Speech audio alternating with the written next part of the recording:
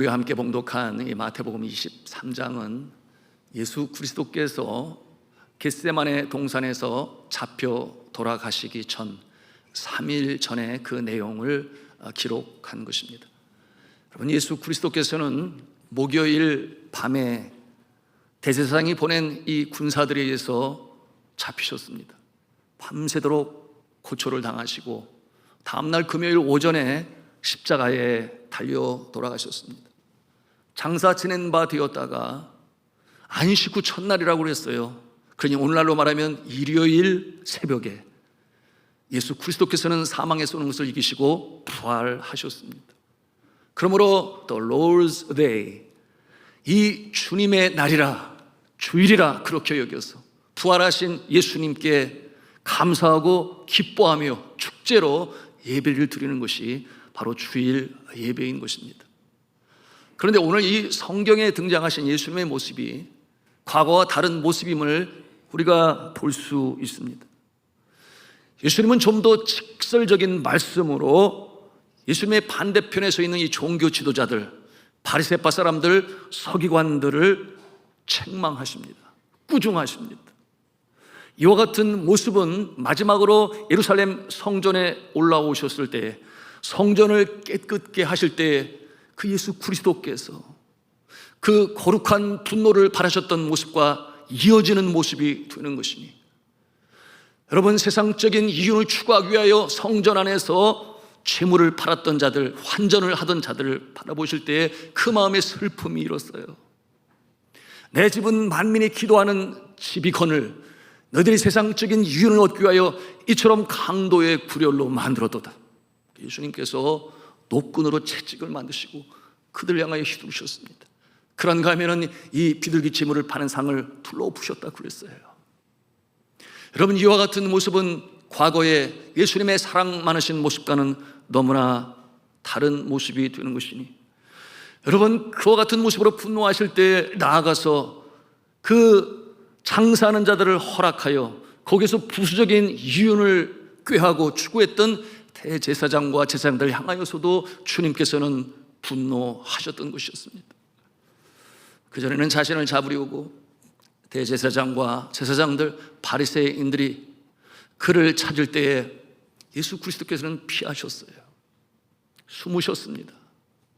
홀로 은둔 자의 모습으로 지내신 적도 있어요. 저는 그와 같은 모습을 생각할 때 제 마음에 눈물이 흐릅니다. 예수님이 어떠한 모습으로 이 땅에 오셨나요? 하나님과 우리 사이에 막힌 죄담을 허시고 영혼을 구원하시기 위하여 하나님의 자녀로서 천국 시민의 모습으로 평강을 누리게 하시기 위해 오셨는데, 인간의 몸을 친히 입고 배고프실 몸, 지치실 몸, 아프실 몸, 그런데 그 예수 그리스도를 몰라보고 그렇게 정죄하고 잡아 죽이려고 혈안이 되었을 때 여러분, 예수님이 어떠한 마음을 가지셨을까요? 그 마음을 생각할 때 우리의 눈시울이 뜨거워집니다. 죽음을 불사하고 끝까지 사명을 감당하시는 그 예수님의 모습을 우리가 대하는 것입니다. 그런데 이제는 그렇게 숨지 아니하세요. 드러내십니다. 그것도 이스라엘의 가장 센터라고 할 수 있는 예루살렘과 그리고 성전에서 예수 그리스도께서 자신을 드러내시고 이 종교 지도자들과 바리새파 사람들, 서기관들 향하여 아주 직설적으로 신랄하게 그들의 잘못이 무엇인가를 지적하여 책망하시는 예수님의 모습을 우리가 대하는 것입니다. 그 이유가 있었어요. 예수 그리스도께서는 이제 지난 3년간의 공생애를 통해서 하나님 그에게 주신 그 사명을 온전히 다 이루었기 때문입니다. 그 사명이 뭐라고 했습니까? 제가 전에도 나누었어요. 첫째는 천국 복음으로 전하셨으니 영혼을 구원하는 사명. 그런가 하면 두 번째로 천국 백성으로 시민으로 어떻게 살아가야 할지, 또한 그 행동 강령 윤리를 가르치신 이 가르치는 사명을 이루셨으며, 그리고 마지막 세 번째로는 병든 자, 지친 자, 마음 상한 자, 심지어는 죽은 자까지도 살리시는 치유의 그 사역을 온전히 이루셨으니, 그 같은 모습을 통하여 예수 그리스도는 하나님의 아들이시다, 하늘과 땅의 모든 권세를 받으신 하나님의 아들이시다라는 것을 충분히 나타내 보이셨습니다. 그리고 그 마음에는 알고 계세요.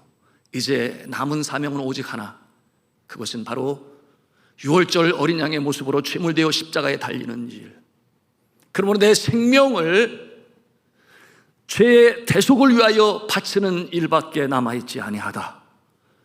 이와 같은 것을 알고 계셨으니 여러분, 숨길 것이 없어요. 숨을 곳도 없어요. 이제는 그 일이 바로 이 주간에 이루어질 것이기 때문에 이처럼 바리새파 사람들, 종교 지도자, 서기관들 앞에서 아주 직설적으로 신랄하게 그들의 잘못을 지적하시는 예수님이신 거예요. 그러나 또 한편 그와 같은 과정이 지나고 나면 십자가에 달리셔서 어린 양의 제물로 양손과 발에 대못으로 박히시고, 그리고 머리에는 가시미 혈육관을 쓰시고 온갖 멸시 천대 다 받으실 것을 아시면서도 한 채 착오도 없이 흘러가는 이 시간 속에 자신이 생각한 바를 이루시는 그 예수님의 모습을 생각하면 마음에 감동이 입니다. 그런데 왜 이 바리새파 사람들, 서기관 종교 지도자들은 그처럼 예수님의 눈밖에 났던 것일까요? 여러분, 오늘 23장과 그 이전에도 예수님께서 누누이 말씀하고 계십니다만 그 모습들을 세 가지로 추약해 볼 수 있으니, 첫째, 이 종교 지도자들의 잘못된 모습은 무엇인가? 그것은 바로 외식적인 행위였습니다. 가식적인 행위였습니다. 그러므로 예수 그리스도께서는 그 모습을 보시고 그들에게 잘못된 모습을 고치시기 위하여 이처럼 말씀하시는 건데요, 우리 5절, 6절, 7절 말씀을 우리 같이 보도록 하겠습니다. 같이 읽습니다. 시작. 그들의 모든 행위를 사람에게 보이고자 하느니 곧 그 경문띠를 넓게 하여 옷수를 길게 하고 잔치의 윗자리와 회당의 높은 자리와 시장에서 문안 받는 것과 사람에게 랍비라 칭함 받는 것을 좋아하느니라. 이 말씀을 통해서 우리가 보는 것이 무엇입니까? 예수님께서 지적하시는 거예요. 사람에게 보이고자 하여, 사람에게 보이고자 하여, 그래서 옷도 특별하고 멋있게 입고 그리고 경건성을 최대로 나타내 보이고자 하였던 것입니다. 그런데 그들의 기본적인 자세가 잘못된 것은 예수 그리스도께서 말씀하신, 지적하신 대로 사람에게 보이고자 하여. 예수님이 지적하신 이 잘못은 무엇입니까? 그것은 바로 하나님 앞에서가 아니라 사람 앞에서 보이기 위하여. 이와 같은 모습은 잘못된 것이다. 예수 그리스도께서 지적하시는 것입니다. 왜 사람 앞에서 그렇게 보이려고 했던 것입니까? 예수님이 말씀하셨죠. 6절, 7절에 주시는 말씀에 보니 사람들로부터 잔치의 상석과 회당의 상자와 시장에서 문안을 받고 사람들에게 랍비라 칭함 받기를 원하여 그렇게 행했다고 하는 것이에요. 선교사역을 감당할 때 이 복음을 전하지 못하게 하는 이 닫힌 지역, 네팔과 같은 곳에서는 선교사의 신분이 탄로나면 아니 돼요. 그래서 목사들이 입는 예복을 입을 수가 없어요. 예배를 드릴 때 가운도 입을 수가 없습니다. 왜냐하면 신분이 탄로나게 되면 추방당하기 십상이기 때문에 그런 것이죠. 그래서 제가 그곳에 도착했을 때에 그 오리엔테이션으로 받았던 내용이 뭐냐, 절대 목사라고 부르지 말아라, 선교사라고 부르지 말아라, 그저 선생님이라고 불러라. 전화할 때도 그렇고 같이 모여 있었을 때도 그렇고, 그러므로 인하여 자신의 신분이 드러나지 않도록 그렇게 하였습니다. 그런데 한국에 들어와 보니 소위 예전주의라고 그럽니다. 이 예전주의로 발전해서 목사 가운이 점점 화려해지는 모습을 보게 되었어요. 여러분, 이처럼 가운이 화려해지는 이와 같은 모습은 예전주의의 한 현상인데, 로마 캐톨릭 교회가 바로 그와 같은 모습을 가지고 있죠. 그 사제들이 입는 옷이 얼마나 화려합니까? 그런데 그와 같은 모습을 닮아가는 모습을 보았어요. 심지어는 목사 가운에 나는 박사입니다 라는 것을 드러내기 위해서인지, 여러분, 예배 드리는 자리에 무슨 박사 가운이 필요하겠습니까? 여러분, 박사 가운은 학위 수여식 때 그만큼 이 박사학위를 가지고 있으니 그것으로 드러내는 것인데, 예배 시간에 예배 인도자가 그와 같은 모습을 가져도 되는 것인지 저는 생각해 보지 않을 수가 없었습니다. 바리새인들은 그 마음 중심에 하나님이 아닌 이 사람의 대접과 존경을 받고 그로 인해 영화로운 인생을 추구하고 그러고자 했던 모습이 있었던 것이었어요. 그러므로 속 사람은 아직 그와 같은 영적인 실력자가 아닌데 겉으로 드러나는 그 모습으로 인하여 경건을 추구하는 자의 모습을 연출하곤 했던 것입니다. 그렇다면 예수님은 어떠하셨을까요? 예수 그리스도는 인기를 피하셨습니다. 여러분 5천 명을 먹이실 때 예수 그리스도께서 그들을 긍휼히 여기셨죠. 그들이 그냥 가다가 기진하여 쓰러질까 하노라. 먹을 것을 주어라. 제자들은 그 능력이 없었어요. 그때 예수 그리스도께서는 사랑하시는 마음으로 그들을 먹이십니다. 그들이 깜짝 놀랐죠. 사랑 많으신 예수님, 이처럼 능력 많으신 예수님. 그러므로 그들이 어떻게 반응하였습니까? 예수 그리스도를 임금 삼고자 하였다고 그랬어요. 이 나라를 다스리는 주권자가 되기를 바랬던 그들을 향하여 예수님은 어떻게 행하십니까? 그 자리를 피하세요. 그리고 산으로 올라가십니다. 기도하시러 올라가셨죠. 어떠한 기도를 드렸을까 저는 상상해 봅니다. 그 기도는 이런 내용이 아니었을까요? 하나님 아버지, 제가 행여나 인기 때문에, 행여나 권세 때문에 내 마음이 요동하거나 흔들리지 말게 하여 주옵소서. 이 땅에 십자가의 사명으로 보내셨는데 그 사명 온전히 이룰 수 있도록 흔들림이 없는 모습으로 서게 하여 주옵소서. 이와 같은 내용의 기도를 드리시지 아니하셨을까 생각을 해봅니다. 여러분 20세기의 영성 지도자로 일컫는 헨리 나우엔이라고 하는 영성신학자가 계십니다. 여러분 아실 거예요. 그분의 책들이 한국어로 많이 번역이 되었습니다. 이 영성신학자는 헨리 나우엔은 주의 종들이 특별히 주의하고 유혹에 넘어가지 말아야 할 세 가지 영성 덕목을 제시하면서 그 중에 하나로 가장 치명적인 것, 그것이 무엇이냐? 스타덤이라 그랬어요. 스타덤. 그것은 무엇인가 하면 스타가 되기를 바라는 마음, 인기를 얻고자 하는 마음, 주의 종이 주의해야 할 가장 치명적인 유혹으로 그렇게 표현했습니다. 왜냐하면 그 이유가 있으니 인기는 주는 것이 아니요 받는 것이기 때문에. 인기는 나누는 것이 아니에요 주는 것이 아니라 자신이 중심이 되어 자신을 강조하여 사람들의 시선을 자기에게 집중하게 하는 것이기 때문에. 나눔을 근본으로 갖고 있는 기독교의 정신과는 위배되는 모습이다. 여러분, 그러기에 인기는 받는 것이다. 여러분, 인기를 자꾸 받다 보면은 중독성이 있어요.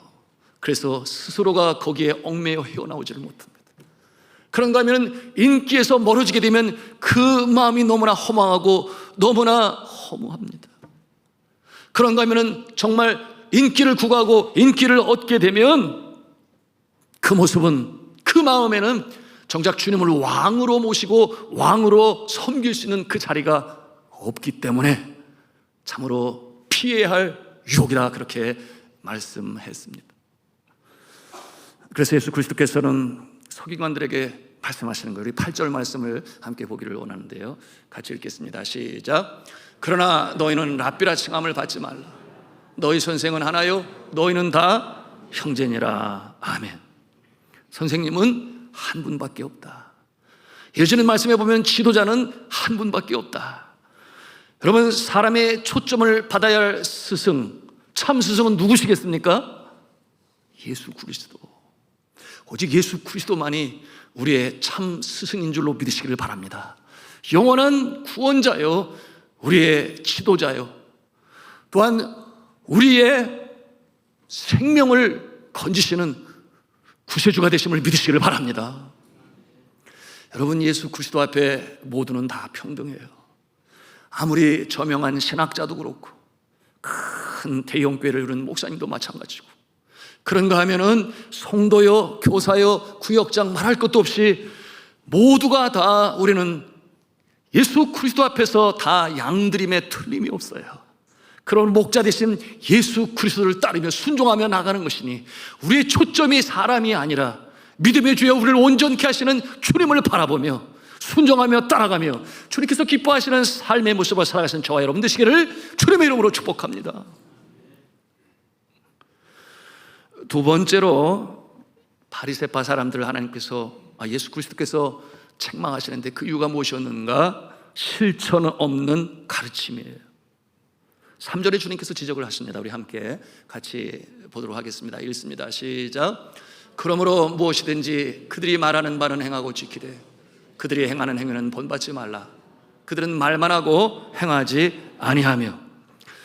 그들은 말만 하고 행하지 아니하며. 바로 이 부분을 예수 그리스도께서 지적하십니다. 이와 같은 내용을 통해 우리가 깨달아야 할 부분이 분명히 있지요. 그 영적 레슨이 무엇이겠습니까? 주의 종들이, 사역자들이, 사명자들이, 또는 주일학교 교사들이나 또는 신학교의 교수들이 바쁘다는 이유로, 그래서 내 사역이 바쁘다는 그와 같은 이유로 이웃 사랑에 있어서, 전도하는 일에 있어서, 헌금하는 일에 있어서, 봉사하는 일에 있어서 본이 되지 못한다고 한다면, 본으로 행하여 실천의 모습을 보이지 못한다면, 그것은 예수 그리스도께서 책망하신 이 바리새인들과 서기관의 모습과 다를 바가 없다. 우리가 그것을 알아야겠습니다. 제가 필리핀에서 사역 감당할 때 각 마을에서 선발된 제자들, 그들을 신앙으로 훈련하고 지도하고 그리고 제자 양육 훈련을 시작했습니다. 그런데 그들에게 강조했던 내용이 말씀과 기도, 말씀의 사람이 되어야 한다, 기도의 사람이 되어야 한다. 그러니까 기도를 해야 한다고. 그래서 저는 원래 태생이 메이드 인 코리아 아니겠습니까? 메이드 인 코리안 처치, 한국 교회에서 배우고 또한 실천하고 따른 부분이 있으니 새벽 기도를 해야 된다고 제가 강조를 했지 않았겠어요? 그래서 그 교회에서 우리 형제들과 새벽 기도를 시작하게 되었는데, 저희 집에서 그 교회까지 거리가 15km인데 피포장 도로예요. 새벽까지 달려가는 일이 쉽지는 아니었습니다. 그러는 가운데 어느 날 일어나고 보니까 세상에 시간이 10분이 더 지났어요. 따르릉 소리는 들었는데 잠깐 더 있었던 사이에 그냥 또 잠이 들었던 것 같아요. 그러니 마음이 조급해졌어요. 그래서 오토바이를 몰고 팍 달려가는데 소위 과속이 그런 거 아니겠습니까? 그런데 가다가 주의하여 밟지 말아야 할 그와 같은 곳을 피해서 가야 되는데, 그와 같은 곳은 어떤 곳인가 하면, 여러분, 화산 폭발 이후에 화산재가 전 산천에 다 깔렸어요. 길도 마찬가지였죠. 그리고 움푹움푹 파인 곳에는 이 화산재가 모래와 같은 것인데 거기에 이렇게 쌓이게 되었는데, 바람이 불면 그 화산재들은 날아가지만 웅덩이에 들어있는 화산재는 날아가지를 않아요. 그렇게 피해서 가야 됩니다. 만약에 피하지 않고 달리다가 거기에 오토바이가 쑥 들어가게 되면 오토바이는 멈춰서게 되는 것이고 사람은 푹 날아서 앞으로 떨어지게 되는 것인데, 그날 새벽에 제가 그와 같은 상황을 경험하게 되었어요. 정말 위험하고 아찔한 상황이었는데, 과속을 하다 보니까, 여러분, 과속하지 마시기 바랍니다. 과속을 하다 보니까 볼 곳을 보지 못해서 푹 빠지게 되니 제 몸이 그야말로 묘미다 푹 날아가서 떨어지게 되었어요. 아찔했죠. 정신이 없었습니다. 이게 지금 무슨 일인가, 분간이 파악이 되지 않았는데, 보니까 저의 안경은 어디로 날아갔는지, 무릎은 깨졌고 어깨는 아프고, 겨우 일어서려고 일어났는데 온몸이 너무 힘든 거예요. 그런데 제가 그때 몸이 가벼웠거든요. 몸이 가벼웠다고요. 그래서 날아가서 떨어지는 그 무게의 충돌도 좀 약하지 않았을까, 이런 생각도 들고, 또 한편으로는 몸이 날렵해서 낙법이 좋았나, 이런 생각도 했어요. 그래서 일어나서 다시금 그 오토바이를 끄집어내고 빨리 가야지 그러고 갔는데, 새벽 기도를 하고 또 성경 공부를 제자 훈련하는데 집에 와가지고 완전히 누웠습니다. 온몸이 얼마나 아픈지 보니까 온몸으로 까만 몽이 막 퍼지는 거예요. 그래서 너무 힘든데 제 마음에 그런 생각이 드는 거예요. 이와 같은 상황 가운데서 주님이 주시는 메시지는 무엇일까, 이런 생각을 갖게 되었고, 그러는 가운데 주님 앞에 회개 기도도 했는데요, 한 주간이 지나는 가운데 놀랍게도 회복하게 되었는데 거뜬해졌어요. 너무 감사했어요. 그래서 알게 되었죠. 하나님께서 지켜보아 주셨구나. 하나님께서 지켜보아 주셨구나. 그런 생각을 했는데, 그런데 문제가 뭐였는가 하면, 그렇게 한 주간 쉬면서 새벽 기도를 안 가니까 그렇게 편하더라고요. 그게 새벽에 일찍 일어날 이유가 없잖아요. 이거 편하네. 그래가지고 꾀가 생겨가지고 그 다음 주에는 당연히 나가서야 되는데 왜? 하나님께서 고쳐주시고 이렇게 회복시켜 주셨으니까. 근데 그런 생각은 온데간데 없고, 그 다음 주에도 새벽 기도를 쉬게 됐어요. 근데 주일날, 그 2주가 지난 주일날 가서 말씀을 전하게 되었는데 우리 형제들이 저를 보자고 그러더라고요. 그래서 가서 앉았더니 아이타 부족의 자존심이라고 하는 소리아 형제가 있는데 항상 직원 직설을 잘해요. 그런데 이 친구가 저를 보면서 그러는 거예요. 선교사님, 예수님도 새벽 기도하셨다고 그러면서 기도를 해야 된다고, 그래서 같이 새벽 기도하자고 그래서 우리가 순종하며 매일 새벽을 깨워 기도하고 지난 2주간도 우리는 새벽 기도를 하면서 주 앞에 기도했는데, 근데 선교사님 왜 빠져요? 선교사님 그렇게 가르치고 선교사님 빠지면 어떻게 해요? 이렇게 아주 저한테 직언을 하는데, 제가 그냥 욱하는 그 성질에, 그때만 해도 30대 초반이었는데 입 밖에 나오려고 했던 말이 뭐냐면, 그때 내가 사고를 당해가지고 몸이 그래가지고 이 얘기를 하려고 그러는데 성령께서 제 마음에 주신 음성이, 현정아, 내가 그래서 너를 보호해 주었잖아.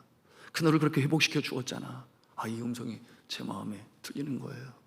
그래서 그 말을 하지 아니하고 벌개진 얼굴, 표정 관리하면서 내가 잘못했어, 다시는 안 그럴게, 내가 다시 새벽 기도에 동참할게, 얘기해줘서 고마워, 그렇게 대답을 하고 그 다음 날부터 새벽 기도에 동참하게 되었는데, 참으로 감사한 것은 저의 잠들었던 그 영성이 다시금 깨어나고, 그 같은 기도의 모습을 통해서 그래야지, 가르치는 자는 본으로 보여야지, 실천으로 나타낼 수 있어야지, 이와 같은 생각을 가질 수가 있었습니다.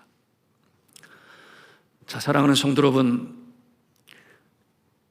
우리가 말로 가르치는 일은 참으로 귀하지요.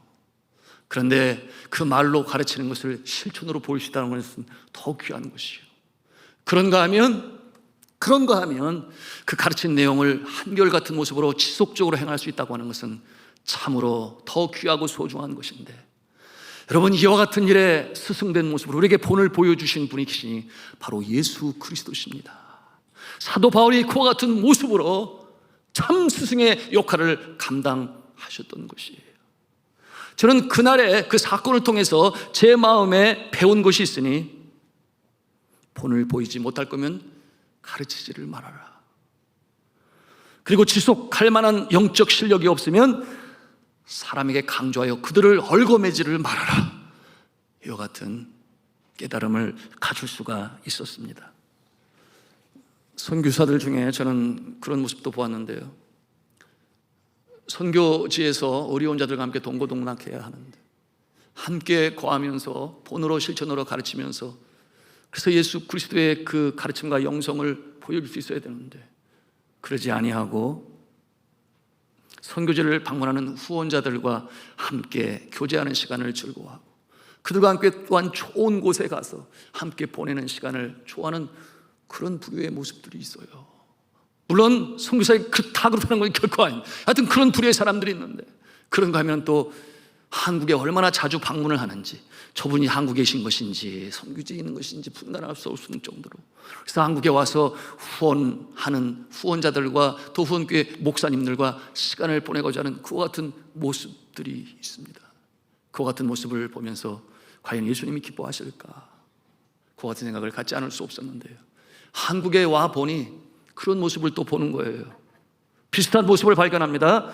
주의 종으로서 성도들 중에 부유한 자들과 함께 시간을 많이 보내고 대접을 받고 또한 대접하는 일로 즐거워하는 시간을 갖지만, 정작 누군가의 도움이 없으면 일어설 수 없는 삶이 고단하고 지치고 애환이 많은 그들과 함께 시간을 보내는 일에는 등한시 여기는 그와 같은 모습을 보면서 다를 바가 없구나, 그런 생각을 갖기도 했습니다.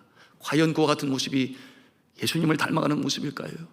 오늘 예수 그리스도께서는 바로 이 실천이 없는, 사랑이 없는 이 바리새파, 사두개인 그리고 서기관들을 향하여 책망하시는 그 모습이 바로 그 모습 때문이었죠. 오늘 23절에서 같은 맥락으로 주님께서 뭐라고 말씀하시는지 우리 함께 보기를 원하는데요, 같이 읽겠습니다. 시작. 화 있을진저 외식하는 서기관들, 바리새인들이요, 너희가 박하와 회양과 근처의 11조는 드리되 율법에 더 중한 바 정의와 긍휼과 믿음은 버렸도다.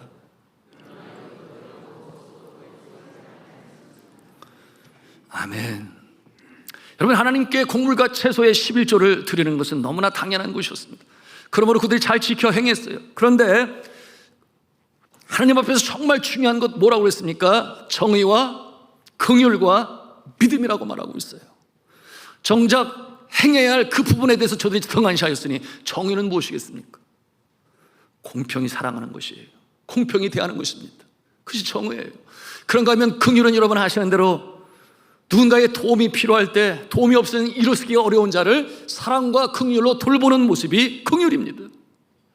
그런가 하면 믿음이라고 하는 것은 진실하게 신실하게 거짓이 없이 주님의 영성으로 그 심령 그리고 행함이 나타나는 모습이라 할 수 있겠습니다. 그런데 주님께서 뭐라고 말씀하셨어요? 너희가 버렸도다, 그렇게 말씀하세요. 너희가 버렸도다. 11조는 11조대로 당연히 드려야지만 그것으로 다가 아니라는 것입니다.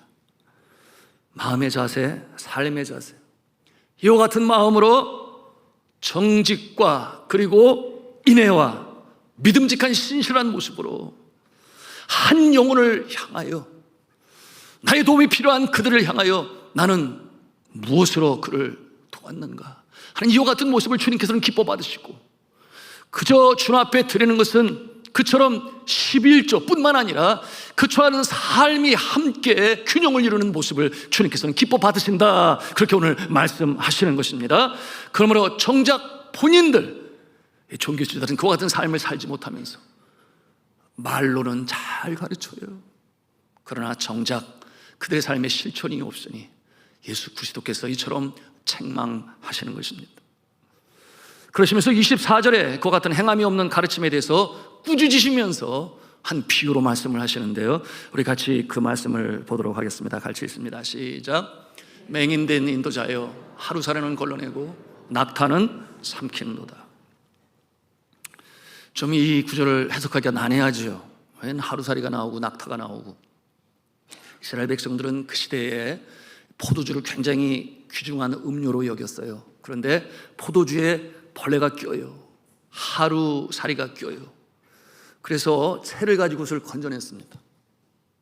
그런데 상대적으로 아주 덩치가 큰 하루살이와 낙타는 그야말로 하늘과 땅의 그 사이즈인데, 이렇게 비교하여 말씀하는 것은 무엇인가 하면, 너희가 전통과 예전에 근거하여 많은 율법으로 만든 그와 같은 곳들에 주의를 하고 관심을 갖고 최선을 다해 지키지만 정작 중요한 것, 더 크고 하나님께서 바라시는 것, 그것을 놓치고 있으니, 관가하고 있으니 그것이 무엇이냐? 낙타로 비유를 하고 있으니 분명 하루살이보다는 훨씬 더 큰 것이요 중요한 것인데, 그것은 바로 정의요 긍휼이요 믿음이다. 그것을 저버리지 아니하였느냐, 오늘 이렇게 말씀하시는 것입니다. 여러분, 이와 같은 모습은 우리의 삶 가운데 실천으로 나타낼 수 있어야 하니, 여러분, 한 영혼을 돌아보고 귀히 여기고 긍휼히 여기는 것은 바로 우리 믿음의 사람들의 가장 기본적인 아버지의 마음을 품는 것이다, 예수님의 마음을 품는 것이다, 우리가 알아야 하겠습니다. 지난 주간에 참 안타까운 일이 있었지요. 우리 교회의 등록 날짜를 보니 1981년도였습니다. 그러니 42년 동안이나 우리 교회에 가족이 되어서 얼마나 성실히 충성되이 교회를 섬겼는지 몰라요. 특별히 전도하는 일에 있어서, 그리고 주의 몸된 교회에 봉사하는 일에 있어서 누구보다도 열심히 하셨던 박옥선 권사님이 소천하셨잖아요. 지난 7월 9일에 소천하셨는데요, 너무나 마음이 안타까움이 일었어요. 제가 그분 요양원에 가셨을 때 찾아뵈어야지. 그래서 그분하고 윤경분 권사님하고 언제나 이 코로나 이 방역으로부터 직접 대면 만날 수 있을까 늘 생각하고 기다리고 전화를 했었는데, 그것이 열리던 것이 작년 10월 달이에요. 그래서 제일 먼저 가서 윤경분 권사님, 그 다음에 우리 박옥선 권사님을 뵈니까 여전히 그 잔잔한 미소, 낭낭한 목소리, 박우선 권사님 말에 너무 감사했어요. 저도 감사하고 함께 가신 우리 권사님들, 교육자들도 감사하고, 제 마음에 그런 생각이 들었습니다. 오래 사실 것 같다, 그와 같은 마음을 가지고 왔는. 근데 지난 7월 6일에 오래 뵙지 못한 어르신들 찾아뵙고자 해요. 세종시에 있는 우리 정순섭 권사님, 김유식 집사님 찾아뵈어야지. 그리고 올라오는 길에 이 용인에 있는 요양원에 들러서 우리 박욱성 권사님 뵈어야 되겠다. 그래서 그 전날 전화를 드렸는데 자부되신 분이 받았어. 근데 그 요양원에 안이 계신 거예요. 알고 보니까 담관암이 발견이 되어서 다른 병원 중환자실로 옮겼기 때문에 그곳에 다시 오기 전까지는 거기 면회가 어렵습니다. 그 얘기를 들었어요. 그래서 아이고 너무 늦었네, 이런 아쉬운 생각이 들었습니다. 그리고 나서 세종시를 다녀온 다음에 3일이 지날 7월 9일에 그 아침에 비보를 들은 거예요. 소천하셨다고. 그 소식을 듣고 제 억장이 무너지는 듯 했습니다. 떠나기 전에 꼭 배웠어야 했는데 그와 같은 아쉬움이 너무나 많이 남았어요. 그래서 그 빈소에 가서 그 박욱선 권사님의 그 사진이, 얼굴이 담겨있는 사진을 볼 때 제가 그랬어요. 권사님 미안해요. 권사님 미안해요. 제가 진작밥 배웠어야 했는데 정말 미안해요. 그렇게 고백을 했습니다. 그리고 화요일 날이 천국 환송식이라고 그러죠. 발인 예배가 있는데, 그런데 그날 굉장히 중요한 회의죠. 국제 로잔 언약이라고 해서 거기에서 비롯되어진 이 로잔 대회가 내년에 한국에서 있어요. 아주 세계적인 회의죠. 거기에 화요일 날 각 선교단체의 장들, 저는 저희 교단 대표로 거기에 초청을 받아서 간담회 참석을 해야 되는데 그날이 그날인 거예요. 제 마음에 그런 생각이 들었어요. 내가 주의 종이다. 내가 목사 아니겠니? 목자의 모습은 영혼을 보살피는 것인데, 그래서 제가 그쪽에 양해를 구하고 미안하다 그랬어요. 그리고서는 끝까지 이해를 다하여 권사님 떠나시는 모습을 지켜보았습니다. 그래서 수고를 하고 그리고 봉안시설에 안치할 때까지 끝까지 그 모습을 마지막으로 보내드리고 그리고 가족들을 위로하였습니다. 그리고 오는 길에 제 마음에 그 마음이 드는 거예요. 내가 너를 산돌중앙교로 부른 것은 바로 이처럼 어렵고 힘든 자들의 영혼을 위하여 누구보다 먼저 그들을 찾아가고 그리고 위로하고 격려하는 것인데 내가 왜 그렇게 하였느냐 하는 책망의 소리가 제 마음에 자꾸 울려서 주님 앞에 회개하지 않을 수가 없었습니다. 사랑하는 성도 여러분, 아버지의 마음을 품으시기 바랍니다. 예수 그리스도의 마음을 품으시기를 바랍니다. 구역장으로서, 주일학교 교사로서, 직분자로서 우리가 이와 같은 모습을 행할 때 주님께서 우리의 마음을 보시고 기뻐하셔서 하늘의 은혜와 능력으로 함께 하시는 줄로 믿으시길 바랍니다. 자, 마지막 세 번째로 백성들에게 율법의 올무를 씌웠어요. 이 서기관과 바리새인들이 말입니다. 서기관들은 모세 오경을 기초로 수많은 규례를 만들었으니 그 조항이 613개나 됐다고 그랬어요. 그런가 하면 미시나라고 하는 또다시 세분화되어진 수많은 규례 조항을 율법으로 만들었으니 800여 페이지에 달하는 이 미시나라고 하는 이 규례집을 통하여 수천 개의 율법을 기록하고 그것을 유전이라 칭했습니다. 그리고 강조하고 지키게 했어요.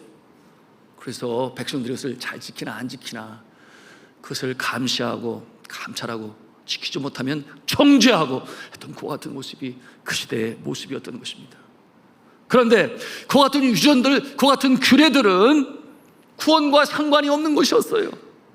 그 예를 들자면 안식일에 예수 그리스도께서 걷지 못하는 자를 고치시지 않습니까? 그것을 바라보는 이 바리새파 사람들과 이 서기관들이 예수님을 정죄하였습니다. 안식일을 범하였다. 그 모습을 바라보는 예수님의 마음이 너무나 안타까웠지요. 그러면 예수님이 그들 향하여 뭐라고 말씀하셨습니까? 안식일은 사람들을 위하여 있는 것이요 안식일의 주인은 나다, 그렇게 말씀하셨습니다. 예수 그리스도께서는 안식일에도 삶이 지치고 고난 가운데 있어 특별히 병 가운데 있는 자를 고치는 것은 그 영혼을 사랑하는 마음으로 행하는 것이니 그것은 마땅한 것이다, 당연한 것이다. 바리새인들과 수경과 다른 모습으로 그렇게 행하셨던 것입니다. 이렇게 율법의 올무를 만들어 놓고 본인들도 그 올무에 얽매였습니다. 그리고 이스라엘 백성들도 얽매였습니다. 그래서 하나님을 기쁘는 것이, 섬기는 것이 기쁨이 사라졌어요. 억지로 행했어요. 그 마음에 오히려 두려움이 임했어요. 내가 이러다가 바리새인들에게 청죄당하는 것은 아닐까. 그러니 그 마음속에 감사와 기쁨과 감격이 우러나오는 것이 아니라 오히려 얽매여서 억지로 하는 그와 같은 모습이 되고 말았으니, 여러분, 그들이 이 종교적 행위에 지쳐버리고 말았습니다. 기쁨이 사라졌어요. 이 무서운 율법주의가 가르치는 자나 가르침을 받는 자나 다 얽매였습니다. 이 같은 모습을 바라보는 예수 그리스도께서 그 모습을 바라보시면서 뭐라고 말씀하십니까? 우리가 이렇게 잘 알고 있는 말씀이죠. 마태복음 11장 28절의 말씀인데, 여러분 아십니다. 수고하고 무거운 짐진 자들아. 여러분 한번 띄워주시기 바랍니다. 방송실. 네, 같이 읽겠습니다. 시작. 수고하고 무거운 짐진 자들아, 다 내게로 오라. 내가 너희를 쉬게 하리라. 자, 잠깐 여기서 멈추겠습니다. 수고하고 무거운 짐진 자들아, 다 내게로 오라. 내가 너희를 쉬게 하리라. 그런데 28절 앞에 생략된 부분을 우리가 상상해 볼 수 있으니, 수백 가지의 율법을 지키느라 수고하고 무거운 짐진 자들아, 다 내게로 오라. 내가 너희를 쉬게 하리라. 이어지는 말씀이 있습니다. 뭐라고 그랬어요? 나는 마음이 온유하고 겸손하니 내 멍에를 메고 내게 배우라. 이렇게 말씀하실 때에 그 앞에 있는 내용도 생략된 부분을 상상해 볼 수 있으니, 서기관과 바리새인들과 종교 지도자와 달리 나는 마음이 온유하고 겸손하니 나의 멍에를 메고 내게 배우라. 그러면 너희 마음이 쉼을 얻으리니 내 멍에는 쉽고 내 짐은 가벼움이라 하시니라. 주님께서 그들을 위로하며 그렇게 주시는 것입니다. 여러분, 예수님도 멍에가 있고 예수님도 짐이 있다 그랬어요. 그런데 그 짐과 멍에는 쉽고 가볍다. 어떻게 이것이 가능하겠습니까? 사랑하는 성도 여러분, 위에서 내려주시는 은혜로 말미암아 그 은혜가 우리의 삶 가운데 임하게 될 때 주님이 주시는 사명도 가벼운 줄로 믿으시기를 바랍니다. 기쁨으로 감당할 수 있는 거예요. 보람으로 감당할 수 있는 거예요. 여러분, 누가 시켜서 합니까? 그렇지 않아요. 감사와 감격으로 기쁨으로 주를 섬기는 자들, 그들 가운데 사랑하는 조국과 가족을 떠나 선교사로 나가는 모습이 있는가 하면, 남들이 있지 아니하는 예배의 자리, 남들이 있지 않은 기도의 자리, 남들이 있지 않은 봉사의 자리에 나와서 찬송 부르며 감사로 길을 감당하는 모습, 무엇이라고 그랬습니까? 내가 억지로 지켜 행하려고 하는 율법, 나의 알량한 지식과 얄팍한 경험, 내가 의지하는 그 누구보다 낫다고 하는 그것을 가지고, 여러분 아니에요. 얼마 가지 못합니다. 여러분은 위로부터 내주시는 하나님의 은혜를 받으시기를 주님의 이름으로 축복합니다. 은혜가 임하면 그 짐은 가볍고 그 멍에는 쉽다 하시는 예수님의 그 가르침을 우리가 체험하고 실천할 수 있는 것입니다. 그러므로 이제 말씀을 정리하면서 저는 여러분에게 권면합니다. 예수로 충만하시기를 바랍니다. 우리의 심령 가운데 예수께서 충만하실 때 우리는 기쁨이 회복됩니다. 우리의 영혼이 소생합니다. 세상이 주지도 알지 못하는 기쁨으로 우리는 살아갈 수가 있는 것입니다. 바로 이 은혜와 이 위로부터 내주시는 능력, 그것이 바로 기쁨 가운데 멍에를 메고 침도 칠 수 있게 되는 것입니다.